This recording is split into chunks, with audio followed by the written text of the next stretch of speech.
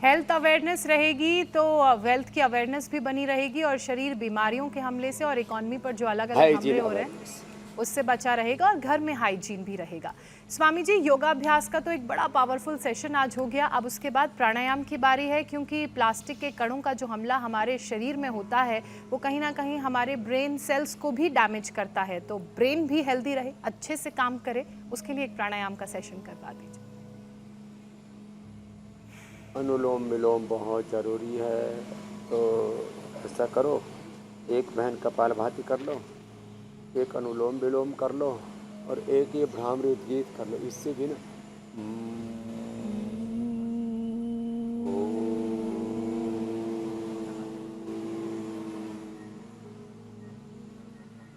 Sound energy और इसमें इतनी हीलिंग पावर होती है सेल्फ हीलिंग सेल्फ रियलाइजेशन के लिए।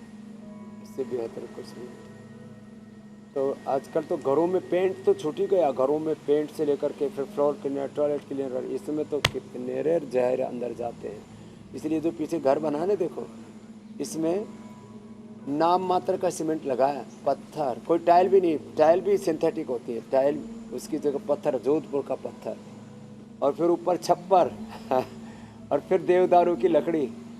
क्या गजब है साहब। ऐसी ज़िंदगी जीने को मिल जाए। फिर खेत खलियान हो, वहाँ पर ऑर्गेनिक खेती हो, गाय पाल रहे हैं और उसमें दौड़ लगा रहे हैं, कुश्ती कर रहे हैं, मिट्टी में लौट रहे हैं, और साफ वाली मिट्टी में। नहीं तो पता लगा दिल्ली नोएडा की मिट्टी में लौटे तो बैक्टीरिया वायरस फंगस अंदर चले गए। वापस वो ज़माना भी किसी दिन आएगा जिस दिन ये भारत पुनः अपनी जड़ों से, अपनी सनातन जीवन पद्धति से जुड़ेगा और स्वस्थ समृद्ध बनेगा, फिजिकली, मेंटली, इमोशनली, स्पिरिचुअली। ओहो, वो सब प्रयत्न हमारे चल रहा है। स्वामी जी, अब जोधपुर के पत्थर की आपने बात कर दी घर की याद दिला दी। जोधपुर का छित्तर पत्थर गर्मियों में ऐसी ठंडक का एहसास देता है कि आपको एसी चलाने की जरूरत नहीं पड़ती। तो पत्थर की बात ही कुछ और है, उसका गुण ही कुछ और है। स्वामी जी, अब सवालों का सिलसिला शुरू कर देते हैं। पहला प्रश्न आया है उत्तराखंड के रामनगर से।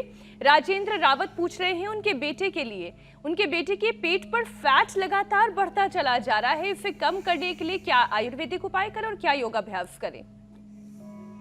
एक तो कपालभाति करें राजेंद्र जी, और बच्चे को भी कराएं, फिर ये भी करें। और देखो ये कल भी बता रहे थे हम, और आप तो इसकी ऑनलाइन एक एजेंसी खोल लो भाई, चक्की मंगाओ, पेट घटाओ, फैट घटाओ, फैटी लीवर 25-30% लोगों को हो रहा है। एक तो ये और जो है लीवोग्रिड तो बेस्ट है ही, सर्वकल्प का काढ़ा और गोधन अर्क अप्रतिम है, सारे अंदर की गंदगी को साफ कर देता है। पहले टॉयलेट जाके गोधन अर्क पी लो, हाँ, उससे तो गोधन अर्क तो सुबह उठते ही पी सकते हैं। हाँ, फिर ये टॉयलेट जाने के बाद 1 चम्मच घृत पी लो। जो ये आप बर्गर पिज़्ज़ा खा रहे हैं, अलग अलग प्रकार के नूडल्स खा रहे हैं, अलग अलग प्रकार के ये जो नमकीन खा रहे हैं, अलग अलग प्रकार के चॉकलेट, आइसक्रीम आदि खा रहे हैं, इनमें तो 30 से 50% तक अनहेल्दी फैट होता है। राम राम राम, तो वो तो सब अंदर जाके जमेगा। तो ये चक्की आसन और त्रिकोणासन और कपालभाति करें। मेद और वेट गो या लौकी का जूस, गोधन अर्क आदि, ये सब अंदर के फैट को मेल्ट करके आपके सब शरीर को एक अच्छी शेप में भी ले आएगा। स्वामी जी, मोटापे से पूरे शरीर में जो इंटरनल फैट की लेयर जमी हुई है सब जगह की वो भी दूर हो जाएगी। मोटापे से छुटकारा पाने का उपाय आपने बता दिया। अब अगला सवाल शामिल कर लेते हैं। वडोदरा से अशोक कुमार भडानी जी का है। उनके कान में हमेशा सीटी की आवाज आती है, तो वो आपसे इस बीमारी का उपाय जानना चाह रहे हैं। हाँ, तो देखो ये जो सीटी की आवाज़ आती है, कर्णनाद इसको बोलते हैं, केमेटिस बोलते हैं। इसके लिए तो कान का पॉइंट है, यहाँ कान का पॉइंट है, दोनों हाथों में, दोनों पैरों में, आखिरी उंगली के नीचे, ये लास्ट वाली उंगली इसके ऊपर, हाँ, आखिरी उंगली के नीचे, और फिर ये रिंग फिंगर इसके बीच में, और फिर ईयर ग्रिड में, ईयर ग्रिड ब्लॉक्ड। मैंने तो जो कल तो आप एक बेटी को सुन ही रहे थे, उसके तो कान की हियरिंग लॉस इतना ज़्यादा हो गया था। बोले बाबा जी, तो खुशी है, क्या नाम था उसमें, लिया था राजस्थान से, और डॉक्टर ने बोला था सुनेगा ही। किसी को कोरोना के बाद, किसी को डेंगू, किसी को चिकनगुनिया के बाद, कोई अलग कारणों से, बहुत अलग अलग कारणों से हो रही। तो ये अनुलोम विलोम, फिर ये मुंह भर में श्वास भर के कान की तरफ प्रेशर देना। ईयर ग्रिट बेस्ट है। पहले हम इसके लिए सारे वाद्यवटी, चंद्रप्रभा, शिलाजित, रसायन एक एक दिया करते थे, वो तो ट्रेडिशनल है, अभी भी है।